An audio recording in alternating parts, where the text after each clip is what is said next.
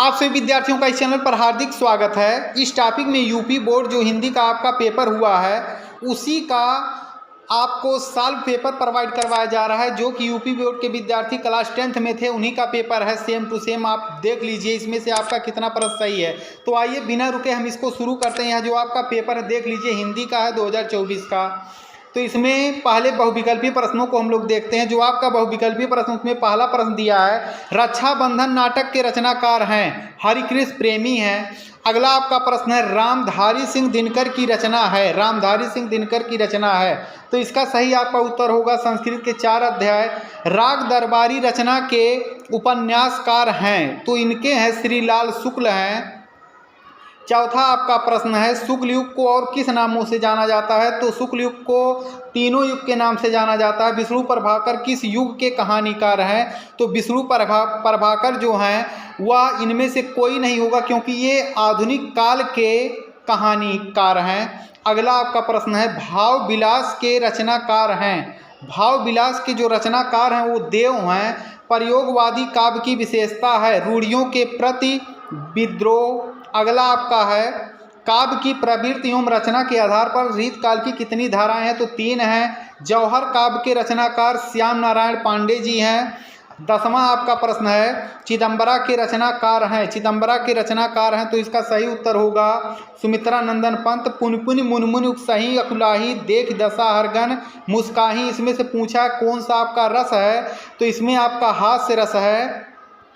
12वां आपका प्रश्न है, आहुति सी गिर पड़ी चिता पर चमक उठी ज्वाला से, इसमें पूछा कौन सा अलंकार है? तो उपमा अलंकार है। दोहा छंद का ठीक उल्टा क्या होता है? तो सही उत्तर होगा सोरठा होता है। अनुरूप शब्द में प्रयुक्त उपसर्ग कौन सा है? तो अनु होगा। रामकृष्ण कौन सा समास है? तो द्वंद्व समास होगा, क्योंकि एक दूसरे के विलोम है। वायु समीर बयार पर्याय है, तो ये हवा के सब पर्याय हैं, यानी एक दूसरे के पर्यायवाची हैं। अगला है, तस्मै शब्द में विभक्ति योम वचन है। तो तस्मै शब्द में विभक्ति और वचन जो है चतुर्थी विभक्ति एक वचन संदेहपूर्ण कथन को कहते हैं संदेहात्मक वाक्य।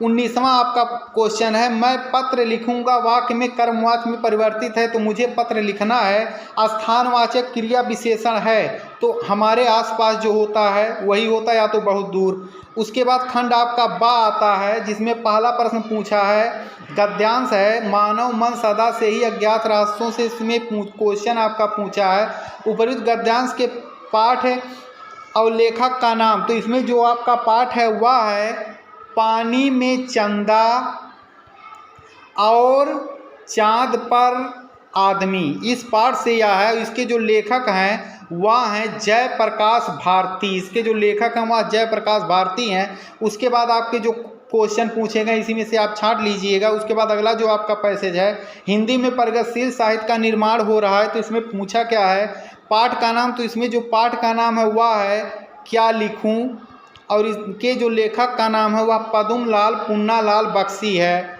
उसके बाद आपका आता है पद्यांश। तो पद्यांश में आप लोगों को बताया गया था, ये नीचे सूरदास लिखा रहेगा तो वह सूरदास जी का है, संदर्भ आप लिख ही लेते हैं। और उसके बाद अगला जो आपका अथवा करके पूछा, अगर धीरे चलो वह तुम्हें छू लेगी, तो यह किससे है? तो यह आपके हिंदी के काव्यखंड से ही है, जो कि इसके जो कवि हैं रचयिता हैं वह सूरदास जी नहीं बल्कि कौन है? सूरदास जी हैं। हाँ, सूरदास जी हैं। और यह आपका नदी से है। अगला आपका है, यह आपका वाराणसी से था। उसके बाद हम आगे चलते हैं, तो इसमें से एक आपका कहा गया था कि आप लोग अच्छे से सुबह स्थान पढ़ लीजिएगा। उसके बाद आपका जो खंडकाव्य है उससे प्रश्न पूछा गया है, और उसके बाद आपको ये सभी इम्पॉर्टेंट में बताया गया था कि इसमें से कौन कौन सी रचनाएं, जो कि डॉक्टर राजेंद्र प्रसाद रामधारी सिंह दिनकर प्रत्येक वर्ष आते हैं, और पद्य में आपके रसखान और महादेवी वर्मा प्रत्येक वर्ष आते हैं।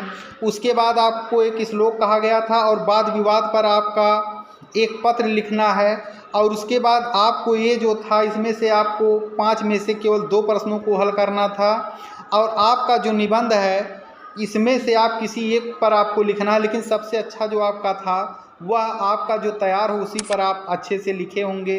तो यह आपका सॉल्व पेपर है जो कि क्लास 10th के विद्यार्थियों का है, और यह जो पेपर है वह थोड़ा कठिन बनाया गया है, इसीलिए आप लोग इसको विशेष ध्यान रखिएगा। आप सभी विद्यार्थियों का वीडियो देखने के लिए धन्यवाद।